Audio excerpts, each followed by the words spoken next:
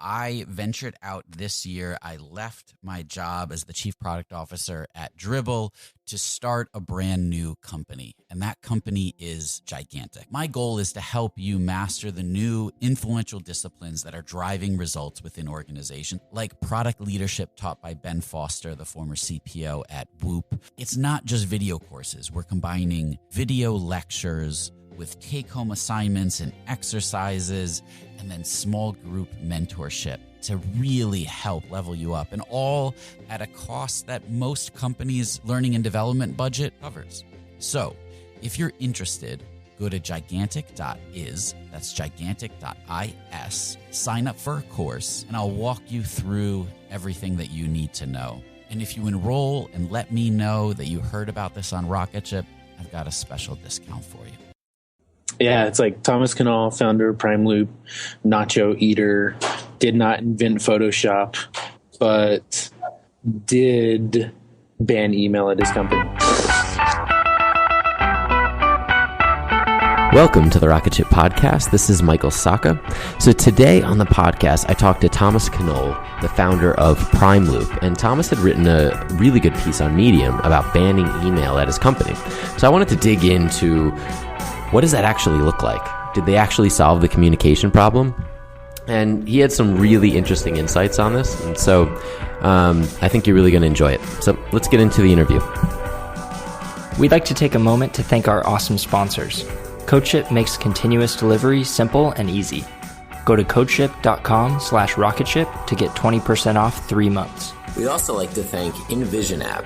InVision is by far the best prototyping and collaboration tool on the market. Go to InVision app/Rocketship to get the starter plan free for 90 days. Customer.io is a modern email platform built for startups. Go to customer.io/Rocketship to start sending emails that convert. The overview for PrimeLoop. Yeah, so there's kind of like two versions of it, because like the product itself is just a very simple utility. It's a link shortener like Bitly, but it's connected to retargeting advertising.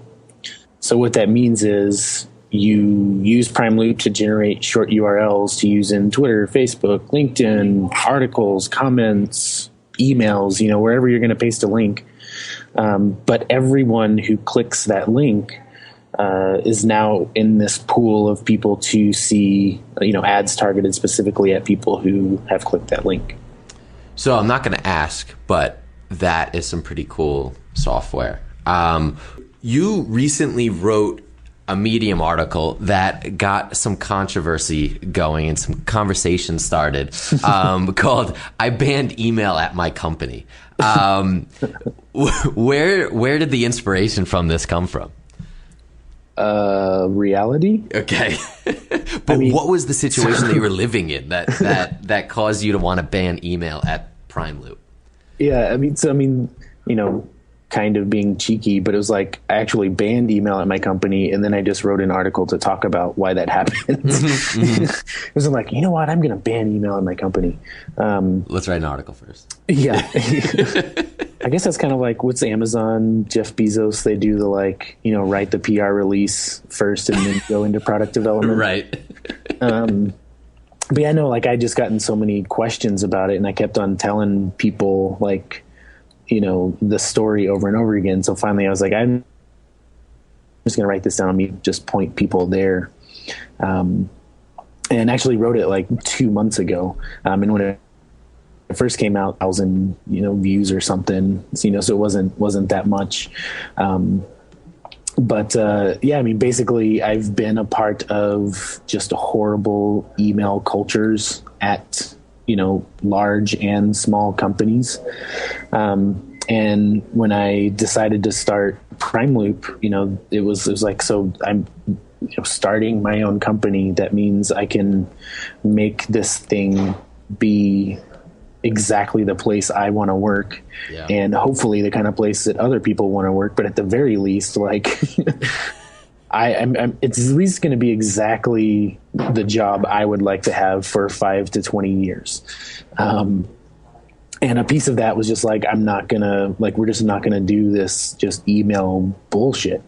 It just gets used for so many things that it shouldn't be used for, and creates, just negative cultures. It's not as informative. It's hard, whenever new people come and go, just the institutional knowledge is just buried in all of these email accounts.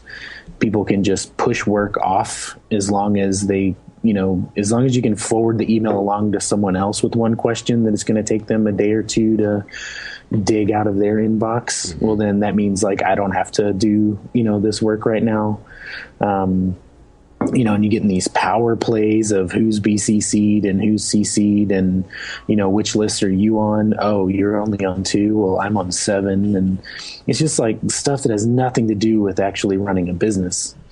So it's like, so we're just not going to have it. Like, obviously we still use it for external communication with, customers and partners and those types of things. But internally, it's just like, we're not going to do this. Like, if we need to have conversations about things, well, there's great things like Slack that lets you have conversations.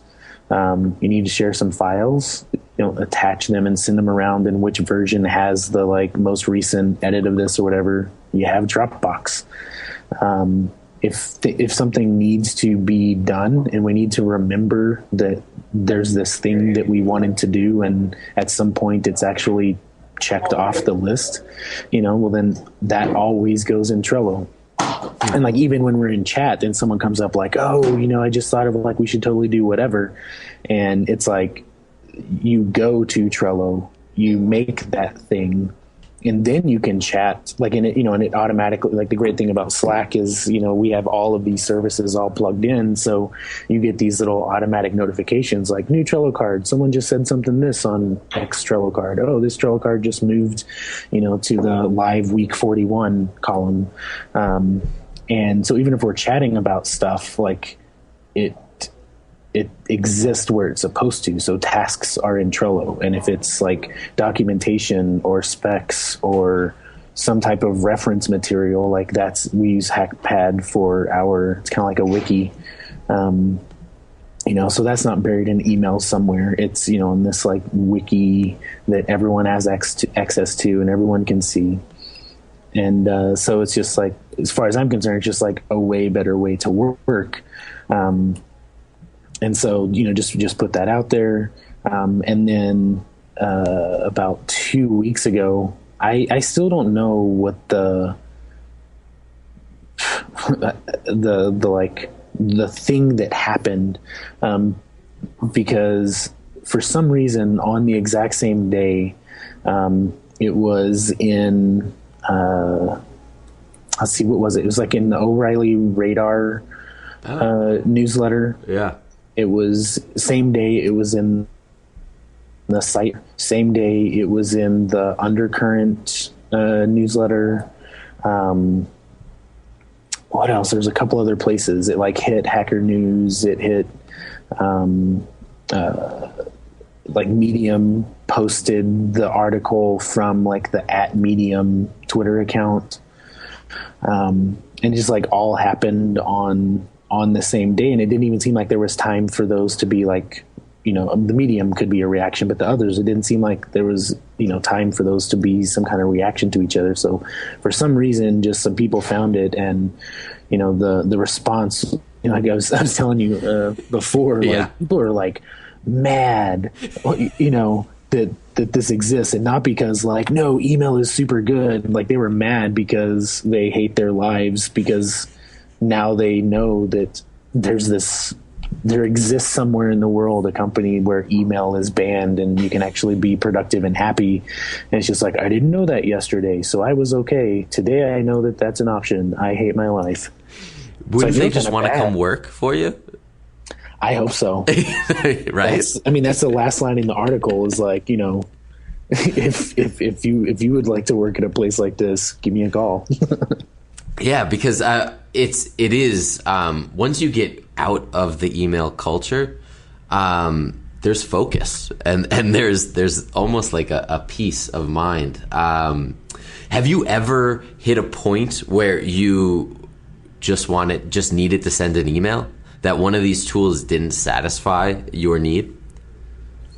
So I haven't had the need where like nothing else did it. Like I do, even like once a week or something, like I'll get some newsletter, to like my personal email or something, and they kind of say something interesting, or they kind of have a nice, I don't know, like an idea that would be interesting for our product. And my, just inherent mechanical reaction is just to like hit forward and type in the email address and send it off. And so what we do instead is like, we have a section of our wiki where it's like, just copy all that, throw it on a wiki page, and add a like comments line to the bottom. And that like automatically posts in Slack, so everyone is notified that there's like this something new to go check out. But all of our comments are like in line and right beside each other, and you get into this dialogue, and everyone can see like if we turn that into some kind of idea, like it's so easy to link to a card or a spec, or it just kind of becomes reference for other things. But yeah, I just will accidentally hit the like, just forward, and and then it's just like I'm like trying to type an email address, and I'm like, oh, what would I send? Oh yeah, I'm supposed to go put this on Hackpad. And that's the thing, is like putting it onto like this Hackpad like takes an extra minute than just hitting a forward. But the collaboration and interaction and stuff that we have around that, far outweighs the like extra minute it takes to share something that was in an email. So it's worth the investment, even when like that's the most painful experience I have around it. Yeah. Oh, well, that's not too bad, really. Could you picture Zappos without email? So I mean, so this is like, that's where it gets weird, right? Like I honestly could picture any business being way more effective by doing this. Okay. I also think that it is very hard. Like it's not impossible. I know for a fact that it is possible to change a culture, but it's very hard to change, culture and habits. So if you're talking about like, could I see them switching? Like maybe, but it would be very difficult. And that's why for me, it was like, we're just going to bake this in from the start so that it's just inherently part of the culture, and we don't have to, break habits. Sure. Yeah. Yeah. But could you, if PrimeLoop grew to 1,500 employees, do you think it could survive without email? Absolutely. Yeah. Yeah. The tools today are incredibly powerful, and that could just be a testament to Slack and Trello, and how much you can do with them.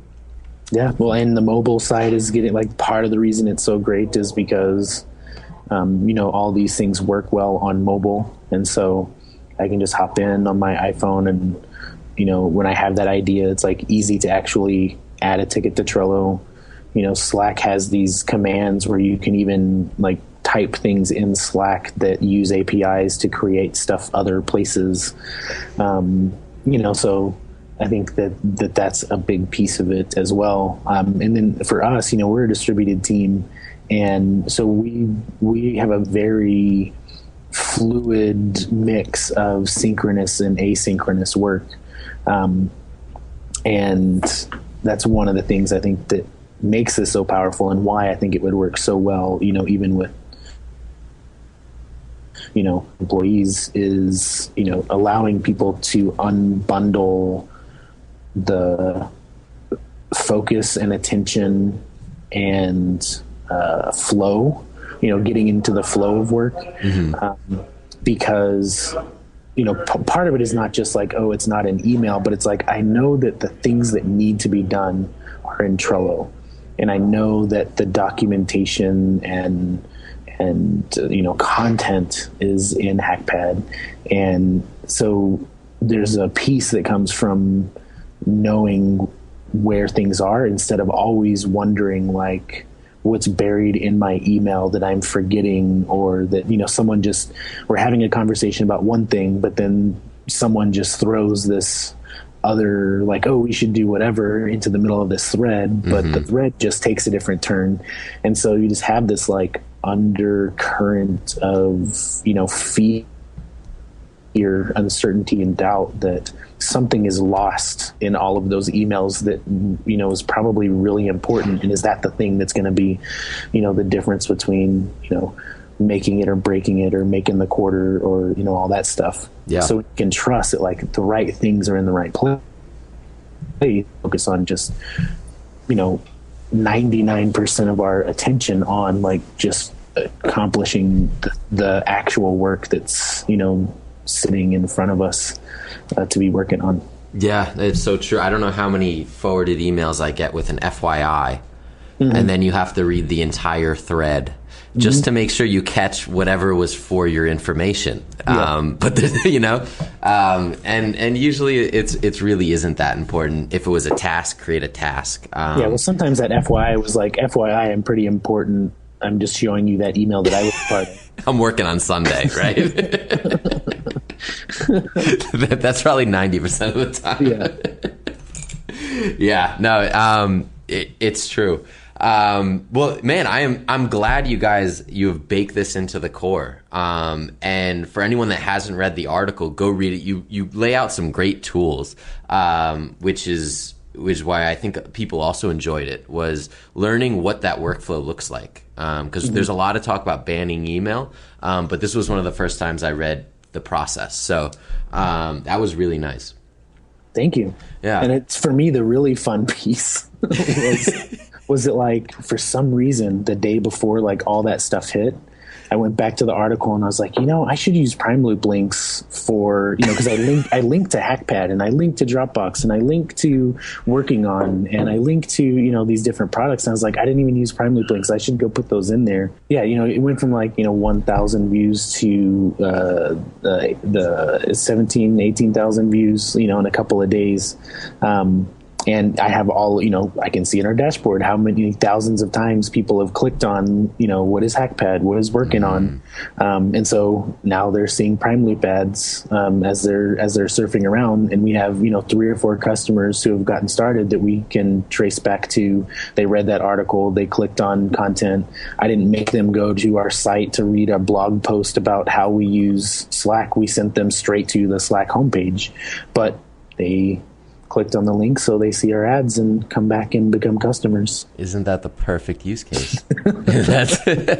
Some of my next Medium post is about how I wrote a Medium post and used PrimeLoop. Just get more and more meta with this. It's so meta. So you are also a mentor at 500 Startups, right? They still let me do that. Well, is there a piece of advice that you find yourself giving to founders over and over again that you'd like to tell people? I mean, so I start every single call, so there's like 2 batches going at a time now. One in Mountain View, one in San Francisco. There's also stuff in, even other countries. But so I'm talking to like 2 to 4 founders every week. And I start pretty much every single call with, first of all, the worst thing that's going to happen to you is you're going to take advice from mentors. And it's easy to do because, they do have, some kind of nice stuff on their resume. And so you're trying to succeed and you want to, get advice about how to run your business. But just remember that, these people have been thinking about your business for a grand total of 2, maybe 5 minutes. And you've been like living, breathing, bleeding, crying, celebrating, you think about this all day, every day. So don't forget to trust your gut. And anytime someone's giving you advice about what you should do, push them really hard to get a story about how they messed it up, or what were the 3 things they tried that they are not recommending that you do, and what happened at those. And, dig deeper into the other side of any advice. Because the most dangerous thing for companies in an accelerator, is to, you have these people come through and they speak about, how they sold their company to Google, and they give like the 7 tips that they learned over 10 years. And these companies like scribble down like, oh, we need to do those 10 things. So this week they like go try to do the 10 things that person learned over 10 years. And then it's, that was on Tuesday, and now Thursday someone else comes in and speaks about stuff. Now they have a new list of like 7 things that so-and-so learned before they sold to LinkedIn. And so like all of these ideas and advice and all that stuff is good, but end of the day, like great founders learn to trust their gut, and they are open to being influenced by the experience of others. So it's not like ignore what everyone says, but it's take what everyone says, listen to that, but then trust your gut. If you feel like, I understand that's what they did, I really feel like we're different because this. So let's test that and see if it's true. Wow. Yeah, that is awesome. So thank you so much, Thomas, for coming on. Where can we follow you and sign up for PrimeLoop online? Yeah, you can do both at the same place. If you just follow me on Twitter at Thomas Knoll, Knoll. And then in my bio is a link to go get your account created. Cool. Awesome. Thank you. Thanks for having me. Absolutely. I love listening to the podcast, and I learned so much stuff. So thank you for doing this, and honored to be a part of it. Hey, thanks, man. That means a lot. Thanks for listening to this episode of the Rocketship podcast. If you enjoyed it, we have tons of other awesome episodes on our website. Check them out, rocketship.fm. And while you're there, make sure you sign up for our newsletter. We're twice monthly. We send out actionable advice for entrepreneurs and exclusive links to AMAs with our guests. That's rocketship.fm. Sign up today. Yeah. Motherfucking microphone checker. Keep that grip tight like my Smith & Wesson. Ike with the mic, which nigga tryna turn up. Hit you with the hurtful fucking truth like Sojourner. Motherfucking microphone eater. Spitting hot shit, hit your dome with the heater. Wouldn't wanna be a dish lyrical for heaters. Got dragon balls like my name was Vegeta.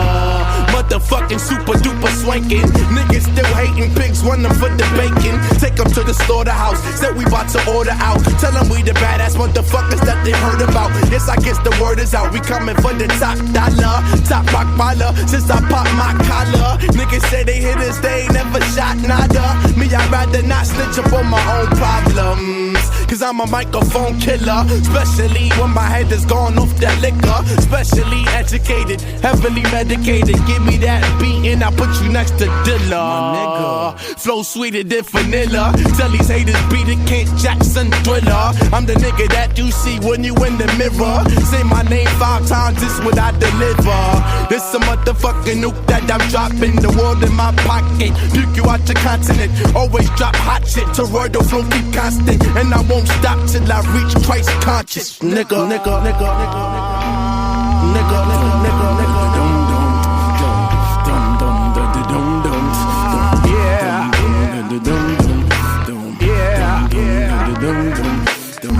Which one of y'all niggas really wonder with me?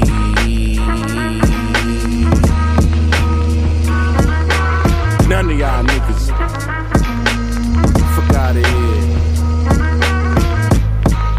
Beach Coast, nigga. Forever in your area. This a motherfucking nuke that I'm dropping. The world in my pocket, puke you out your continent. Always drop hot shit, Toroidal flow keep constant. And I won't stop till I reach Christ conscious. Niggas know. Niggas know.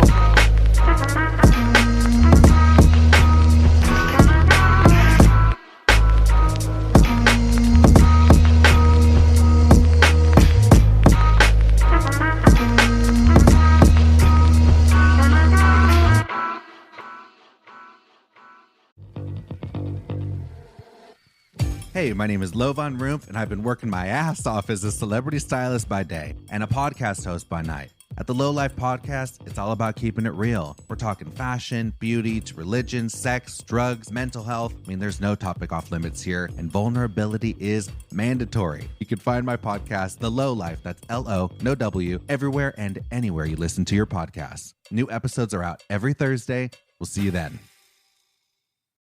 was pretty eerie. You're in a place that no human's ever been before. This is Armchair Explorer, where the world's greatest adventurers tell their best stories from the road. And 4 of us were swept down the side of the mountain, and then I knew there was no way out of this thing. From the heart-pounding to the inspiring and the downright insane. Find Armchair Explorer, a part of APT Podcast Studios, wherever you get your podcasts. Go and find what it is in the world that matches that wildness in yourself.